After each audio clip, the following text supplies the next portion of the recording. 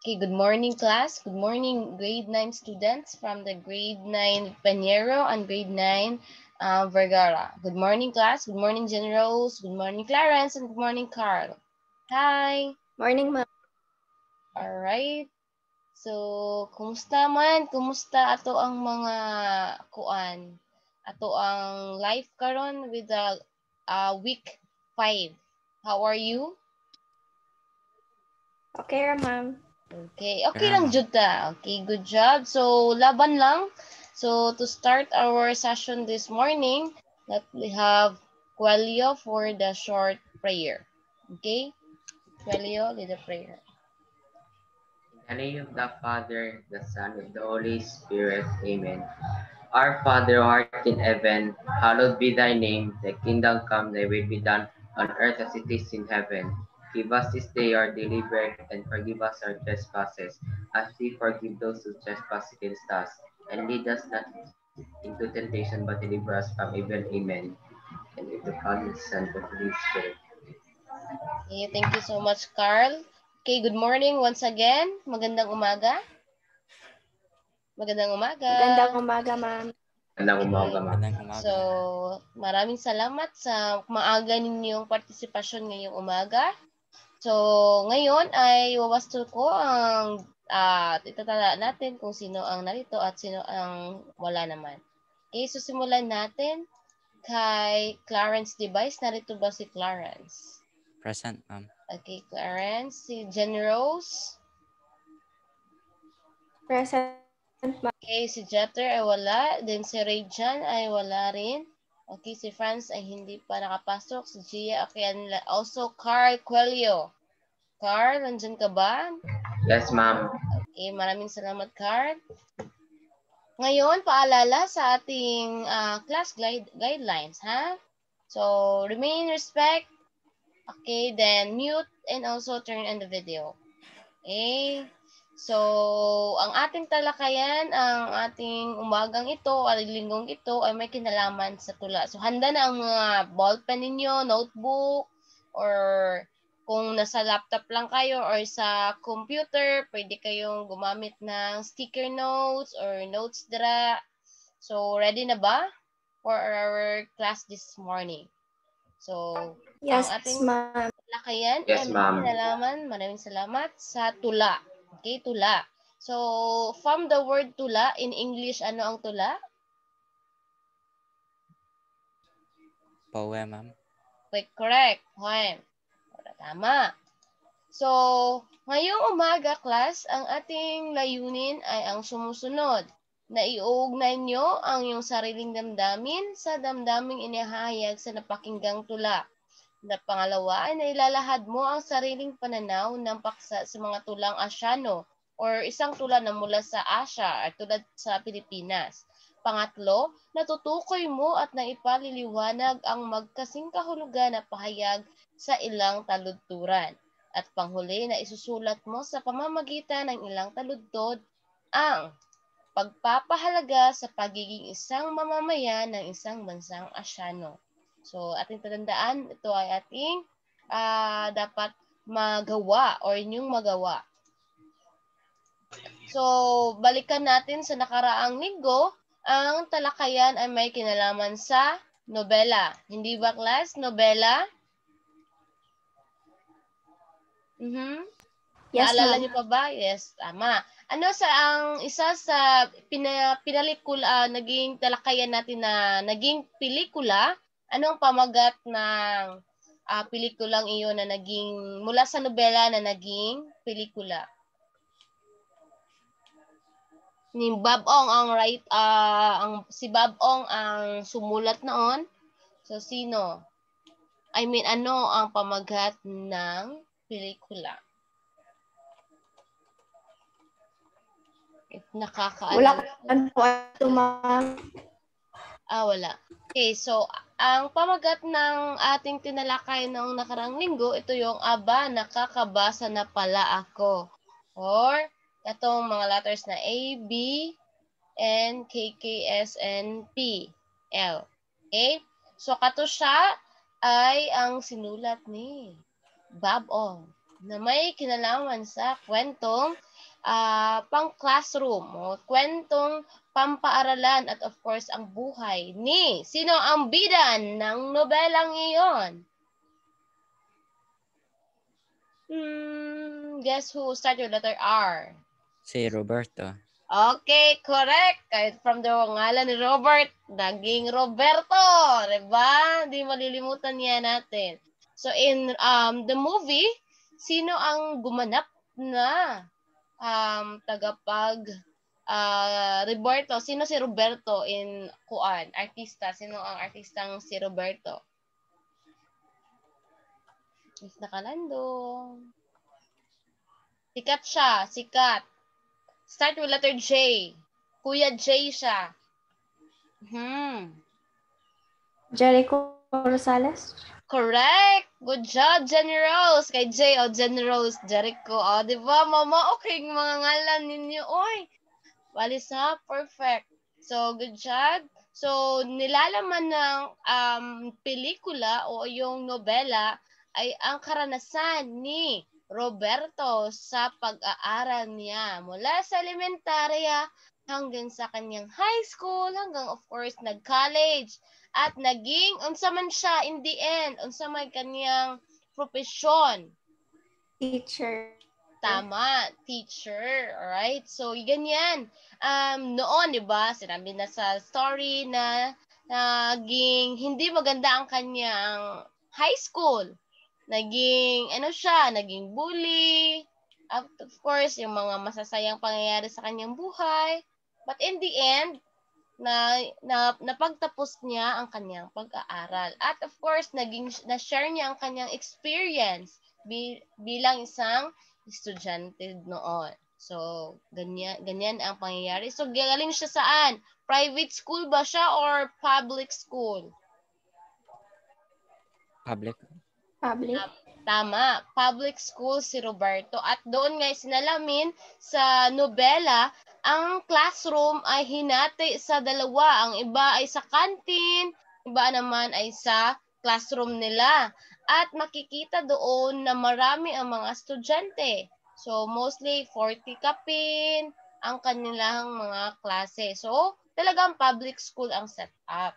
So, yan ang isa sa nilalaman ng nobela o ang pelikulang Aba, nakakabasa na pala ako. So, nagbibigay rin tayo ng mga opinion last time. Tama ba? Nagbibigay kayo ng opinion tulad ng sa pananaw, sa tingin ko. Tama ba? Kayo ay nagbigay ng opinion?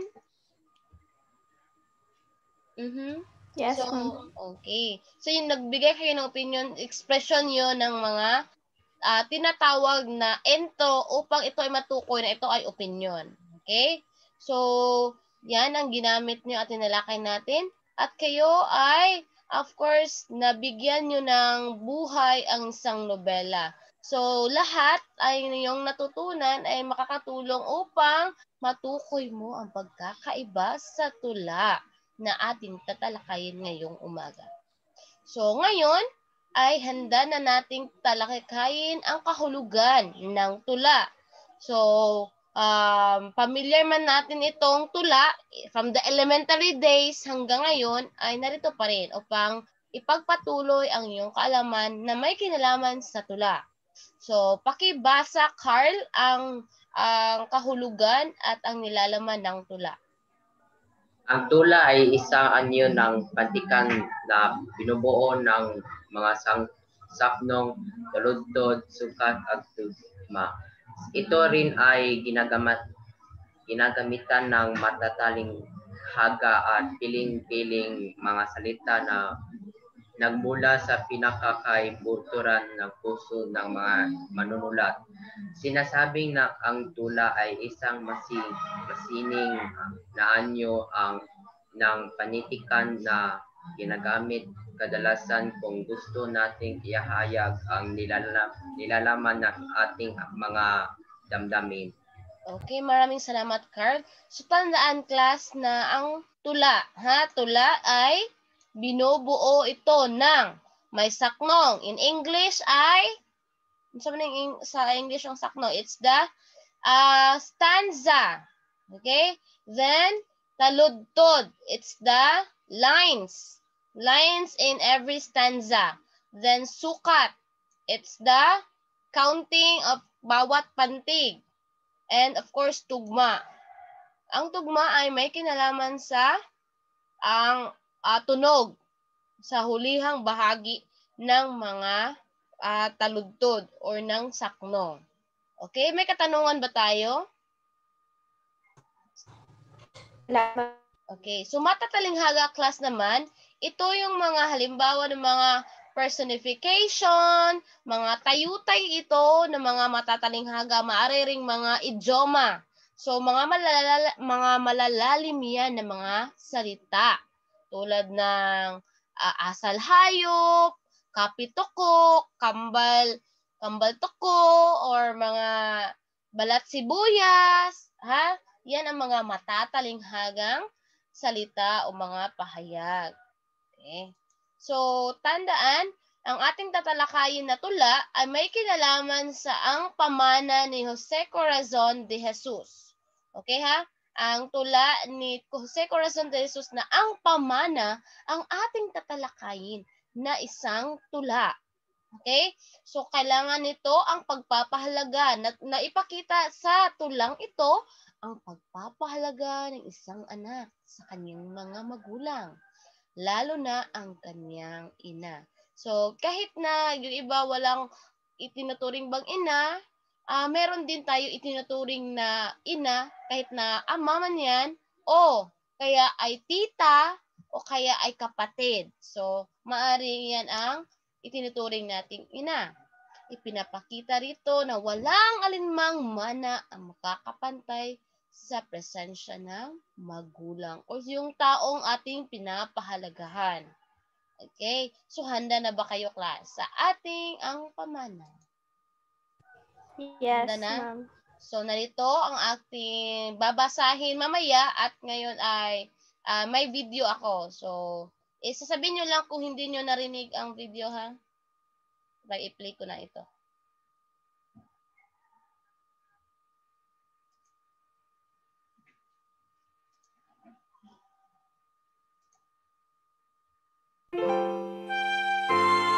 Okay, narinig nyo lang, class, ang video. Okay. Pagpatuloy ko. Okay, good. So, alamin ninyo ang nilalaman ng ang pamana.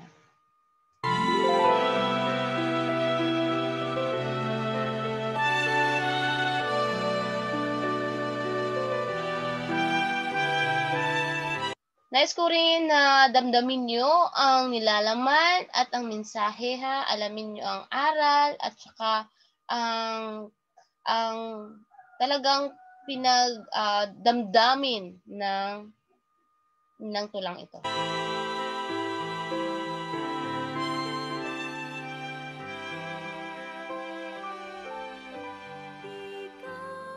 Araw, nakita ko ang ina ko'y namamanglaw.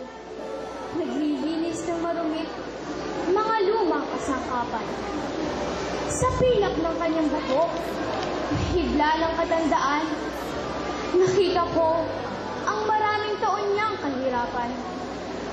Sa guhit ng kanyang pisngi, lumalalim araw-araw. Nakita ko ang ina ko'y tila man din namamanglaw. At ang sabi, itong piano'y sa'yo ko ibibigay. Mga kubyertos nating pilak ay kay itang may iwan. Mga sili at aparador sa kay kong ibibigay. Sa ganyan ko hinahati itong ating munting yaman. Pinilit kong pasayahin ang lungkot ng aking mukha. Tinangka kong magpatawa upang siya ay matuwa. Subalit sa aking matay may namuong mga luha na hindi ko mapigilan at hindi ko masansala. Naisip ko ang ina ko kaawa-awa. Tila kami iiwan at mayari ng huling nasa. At sa halip na magalak, sa pamanang mapapala, sa puso ko ay lumalaw ang lungkot na gunita. Napayak akong parang isang hawa. Ang bata siya. Kailangan ko ang ina ko at sa kanya ay winiga. Ang nais ko sana, nanay, ikay aking pasahin. At huwag ko nang makikitang ikay nalulungkot man din. Oy, nako! Ano ba ang naisipan iyong paghahati-hatiin?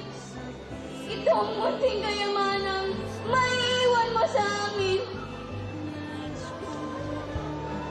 Wala naman yung sagot. Baka ako ay tuwagin ni Bathala. Ang mabuti, malaman mo ang habilin.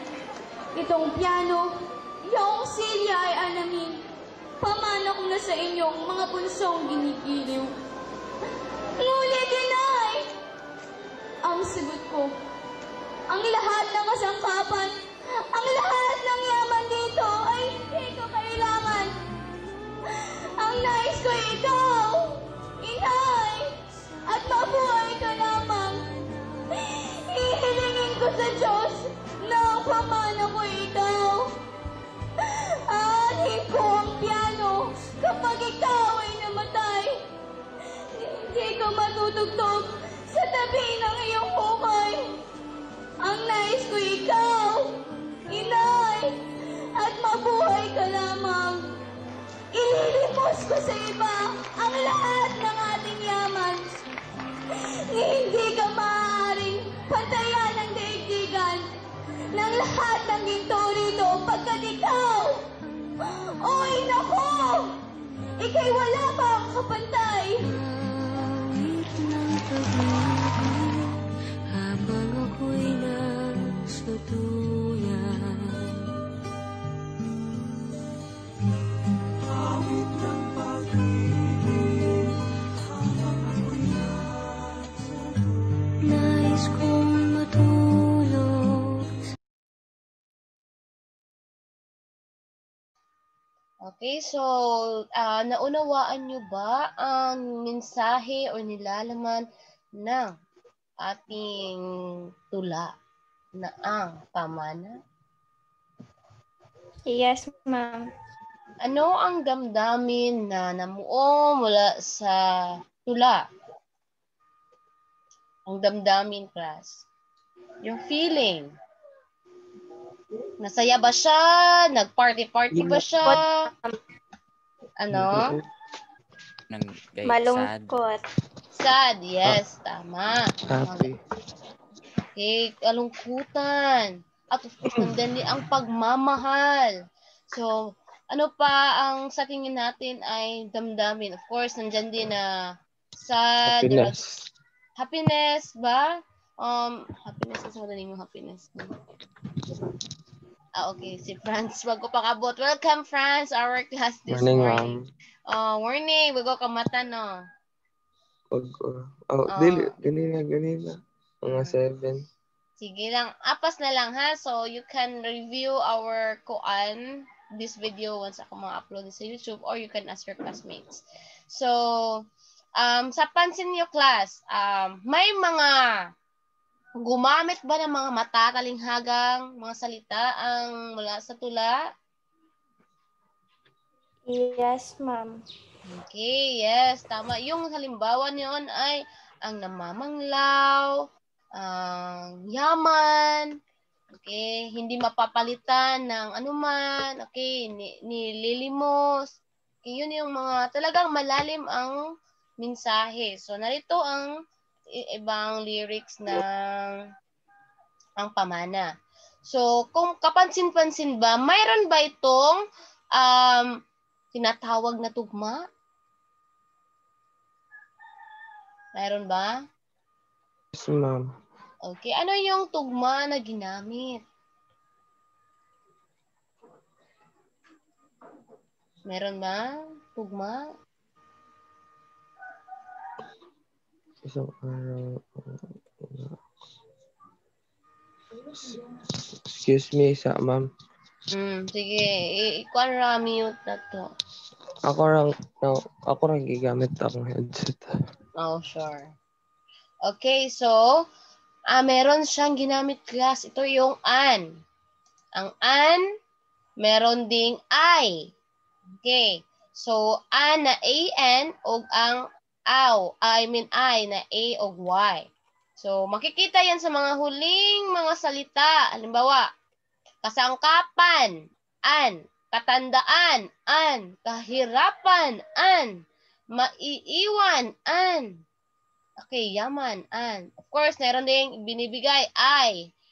Haning nalulumbay, I. So, yun yung mga tugma na ginamit. So, meron ding, halimbawa, gunita, bata, winika, mapapala. So, ito ay nasa ana tugma. So, ito ay, meron ba siyang sukat? Okay, pakibilang nga, Jeter, itong unang taludtod na isang araw hanggang sa namamanglaw, kung ilan ang sukat nito? Sige. Hindi po na ako, ma'am. Oh, ihapa maning pila ka pantig. 1, 2, 3, 4, 5, 6, 7, 8, 9, 10, 11, 12, 13, 14, 15, 16. Ipila. Wala po, ma'am. Okay, ato i-count ha. It's 1, 16, ma'am. 2. Pila? 16. Okay, 16. Ato i-verify ha. Sige, it's 1, 2, 3, 4, 5, 6, 7, 8, 9, 10, 11, 12, 13, 14, 15, 16. Okay, correct. 16. Magaling. Okay, ato i-verify kung diri pod sa ilalom is pareho ba? Okay, diri ta sa pinilit kong pasayahin. Okay? So, 1, 2, 3, 4, 5, 6, 7, 8, 9, 10, 11, 12, 13, 14, 15, 16. Alright, so pila man ang sukat di ay sa ang pamana? 16. Okay, ilan kaya ang taludtod meron ang bawat sakno? 1, 2, 3, 4, 5, 6, 9, ma'am. 9. Okay, 9. Correct. Yun. Diris lalong po, 2, 4, 6, 8, 9. So, ilang saknong mayroon ang pamana? Ilan ang saknong meron ang tulang ang pamana? 9. Ilan ka saknon? Saknong. 8, ma'am. 8. Ha? 8? Kaning makita ra ninyo dire? Okay, so kaning dire makita ra sa. So, dinhi is, it's like 4. 4 lang dire.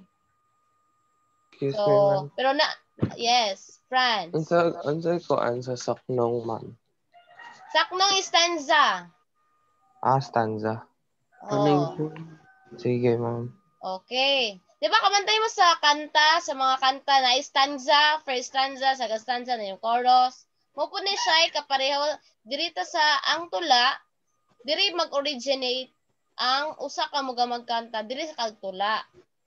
Okay? Kasi mga hilig kong magsulat-sulat o mga like, is it poem, or para yung mag-lyrics, mag-music. So, the writer sa mga kanta class, diri na sila magsugod ka magtula. Ha? So, di na diretso dayon na magkanta, dayon na sila kuan. No, diri sila magamaog, mag-plot na sila daan sa pamamagitan ng tula. Okay? So, next question. So, paano natin nalalaman? So, sa saknong diri, meron itong 4. Kung diri ra sa magitan, pero kanin siya, taas pa niha, kanira ako ipakita. So, ang pamana dinhi is 4 ka saknong. Then, sa ang kuan, ang taludtod, pila ka buok? 16. Taludtod. Oh, 9. 9. Pila ka sukat? Bawat taludtod. 16. Okay, 16. 16. Okay. Ano-ano yung mga ginamit na tugma. Okay, tagay ra kog duha. An at ay. Ayoy. Okay, nay-an, na an, og aw. Na pwede po ning aw. Actually na aw, pero wala siya laing sukat na gami ay tugma. So, an, ay, then a. Okay? Question, class? Ma'am. None. Okay. So, merong mga gabay na tanong class dito na ito ay sasagutan ninyo sa Edmodo. Okay, alamin lang natin kung sino ang persona at ang kanyang kinakausap. Of course, so mula sa ating narinig na tula, okay, or pinarinig kong video, sino ang nagsasalita sa tula? Kisa man to? Is it the father, the Ang mother, the sister ang nagsasalita? It's the Bata mo. Dili lang nato emotion. Katubang mensahe ba sa kuan, sa tula? Ang manghod, ma'am. Okay.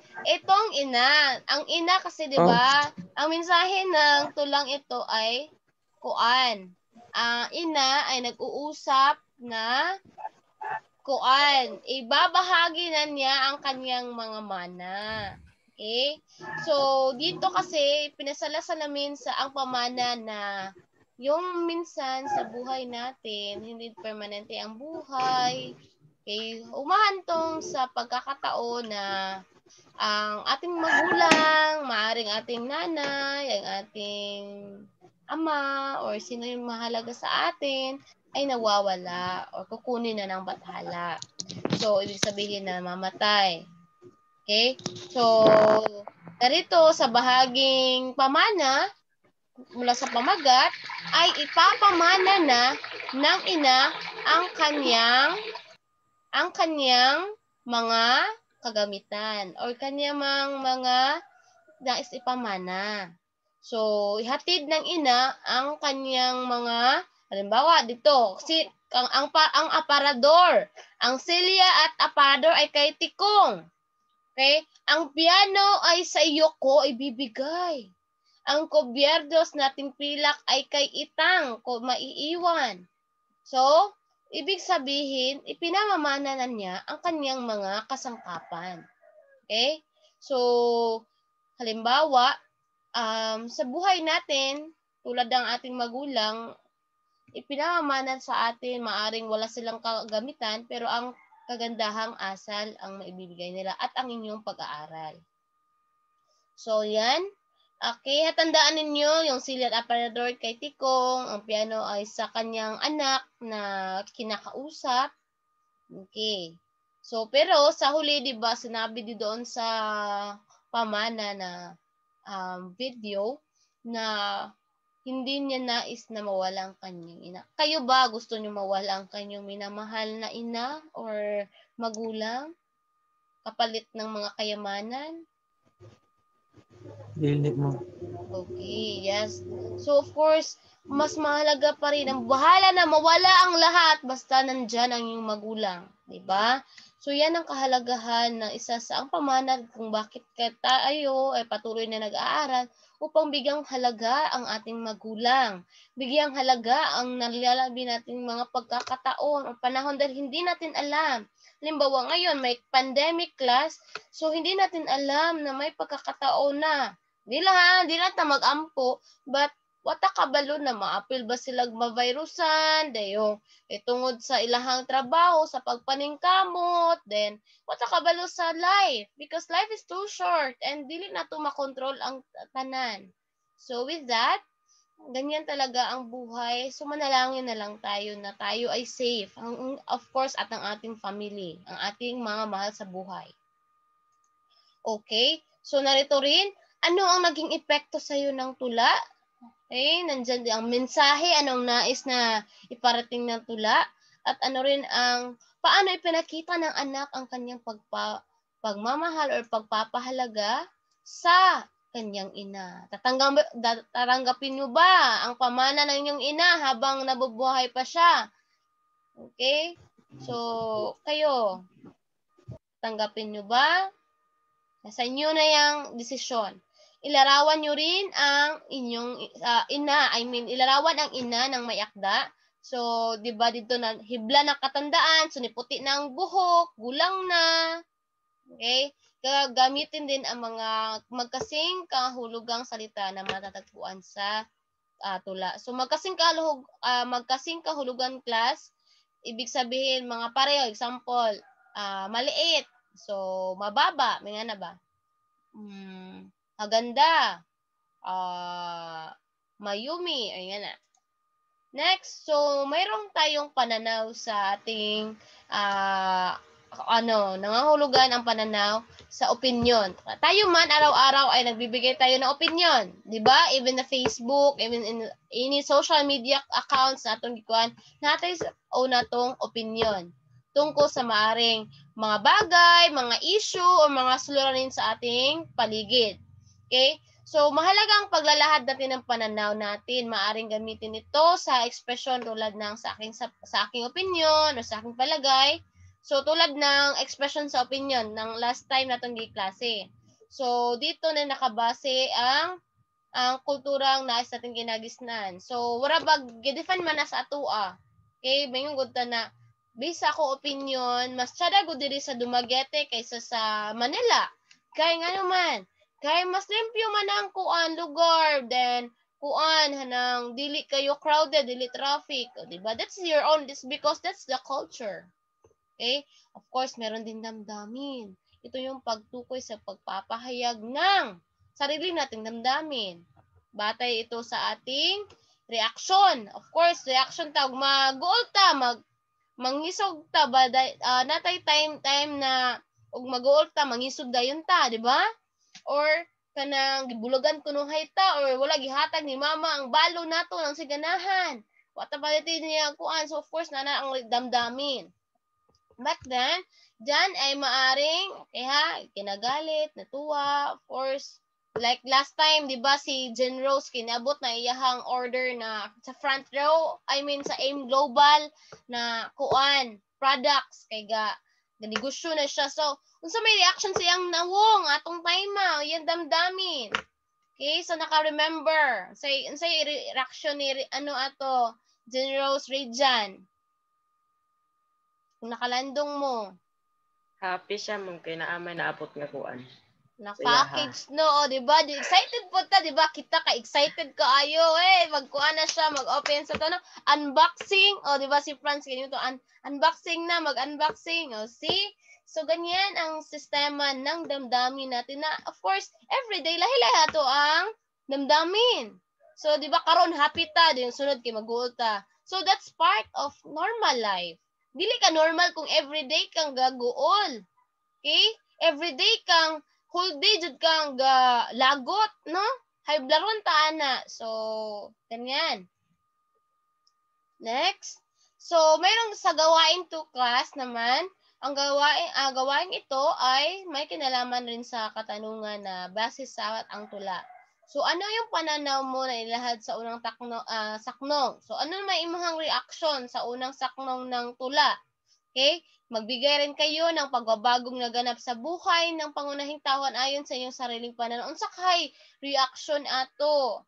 So, pagbabagong naganap sa buhay ng pangunahing tauhan. So, duha man to'y pangunahing tauhan dito ang ina at ang anak na binigyan niya ng pamana. So, ano kaya ang pagbabagong naganap? So, of course, nandyan din na hindi na dapat tayo ay maging pabigat, tayo ay humingi ng patawad. So, ganyan. Kasi alam na natin na maaring mawala anumang oras ang ating mahal sa buhay. Of course, diba?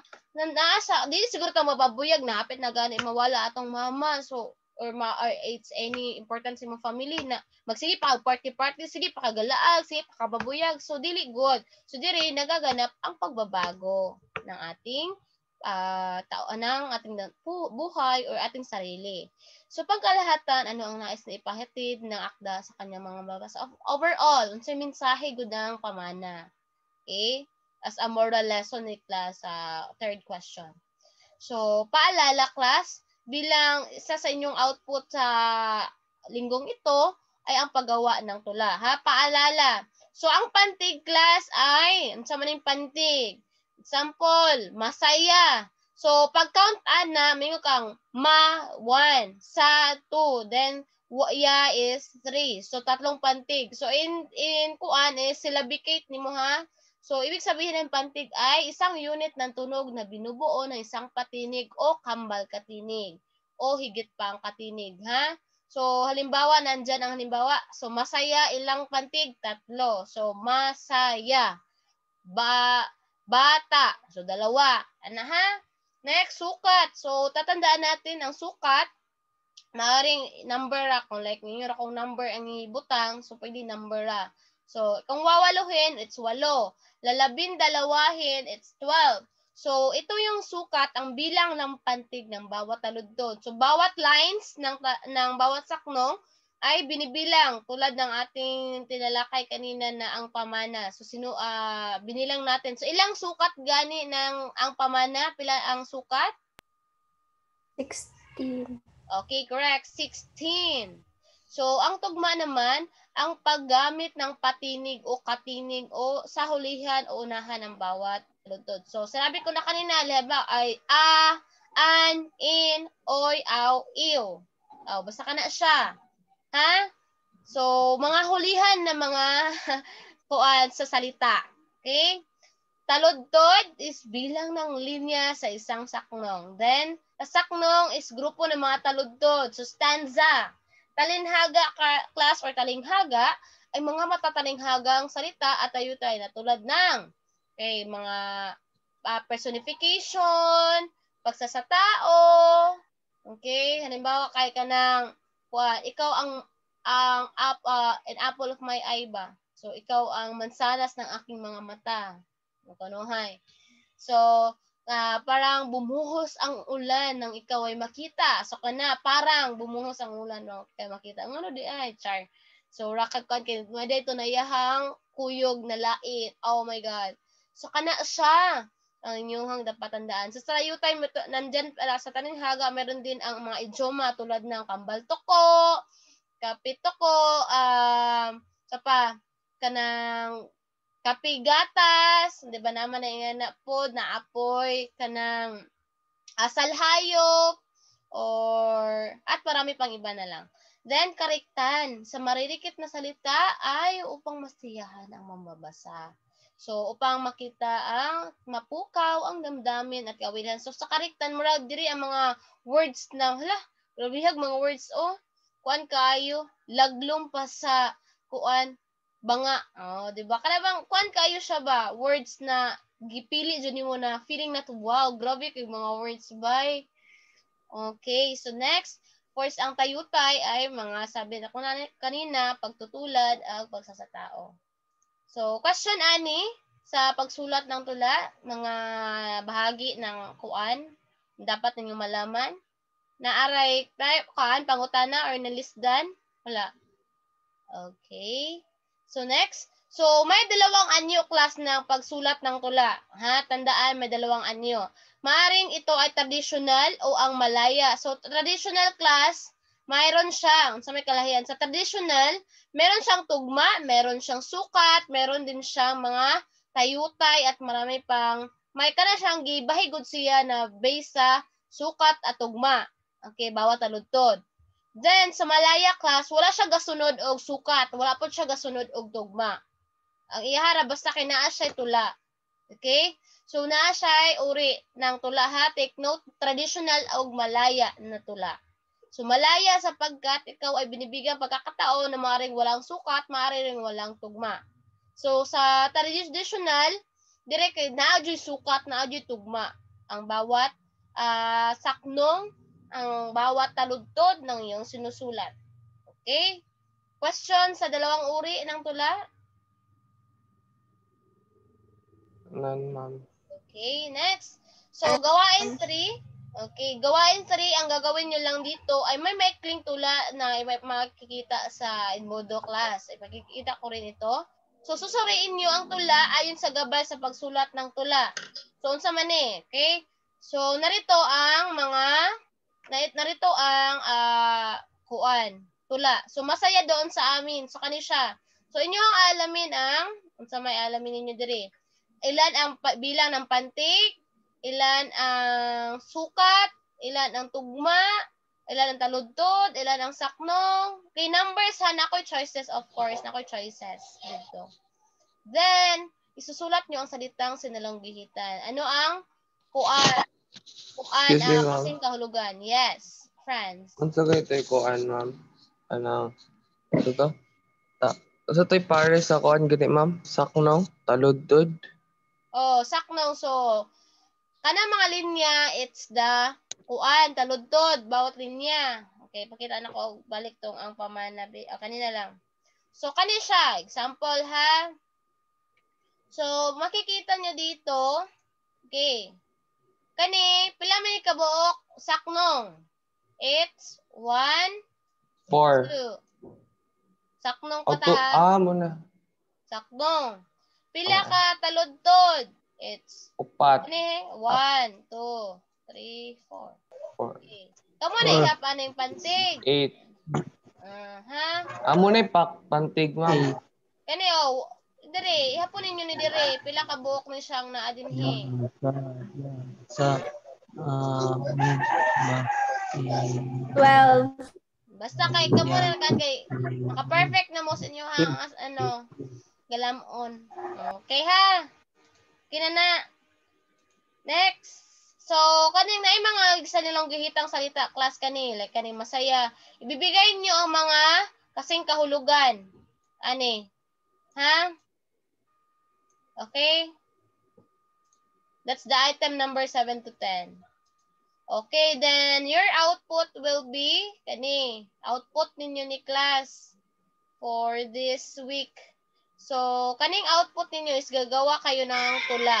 Isusulat ko, tula ko. Okay. Unsa man ni tula dalawang saknong, may dalawang saknong at may tiga-apat na taludtod. Pareha atong dito sa example kanina. Then, maaring ang paksa ay iugnay sa sarili mong damdamin. Example, para sa pag-ibig ba yan? Para sa iyong kaibigan? Para sa kalikasan? Para sa isyong ating kinakaharap ng COVID-19? Pwede ba sa frontliners? Okay, hana ha? So, naara sa imuha, unsa imong ganahang based sa imuhang feelings or damdamin. Okay, rubrics. Na, diri pod, Tana ko choices, class. Ug mawala diri, okay ra pod. So, kani choices, kaibigan, kalusugan, pamilya, pagkabigo sa pag-ibig, pagkabigo sa sarili, pagmamahal sa bayang Pilipinas, sa kalagayan ng ating bansa, edukasyon ngayon, or modular, o sa inyong online class, sa inyong feelings. So, dira. Then, the criteria is, dire, pagsulat ng tula is, may sukat at tugma, may diwa, of course, at may talinghaga. So, take note nyo lang, sa talinghaga ay gumagamit kayo ng mga maaring idioma or tayutay. Ito bang mga laglumbod ng mga salita. Then, diwa, of course, napapakita ng napaayos ng pagkakahanay ng mga damdamin. So, of course, naandira ang organized nimo ang pagsusulat nyo ng tula. Then, may sukat, of course, at may tugma. Okay? Okay ba tayo dyan? Okay, so that's all for this day. Do you have questions? Mura to, ma'am. Dali agad, ma'am. About ra sa tula. Oo, di ba ringon ko tula to ang discussion? More? You want more? Charot. 30 minutes, ma'am. Ha? Wala ka but 1 hour, ma'am. Oh, it's okay lang. It's okay. Because that's our class. Di mo ganahan, ano? See? So, I make it sure. I make it short class na. Dita mo apas og 2 ka oras. So, okay? So, yan na ra. Kung ano mang disod-disuron. Kung pwede na. Unsa? Unsa, Jen Rose? Gigotom na pug ko. Gigotom na pug. Baso, mutopo na dyan ka na, Jen Rose. Okay, so do you have questions for our discussion this morning? None, ma'am. Modo na tanan, ma'am. Yes, mo doon natatanan. Okay, so that's all for this today. So, do you have questions? Ma'am. Yes? Yes, Jen Rose. I-off sang recording, ma'am. Oh, sige. Wait.